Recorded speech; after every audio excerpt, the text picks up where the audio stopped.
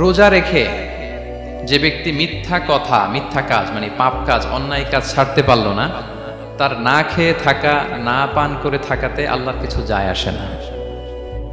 তার ওই রোজার আল্লাহর কোনো প্রয়োজন নাই। এটা জাস্ট উপোস, এটা জাস্ট অনাহার, জাস্ট আমি পানি খাইনি, আমি খাবার দাবার গ্রহণ করিনি, দ্যাটস ইট, এতটুকুই। এতে আল্লাহর কিছু যায় আসে না।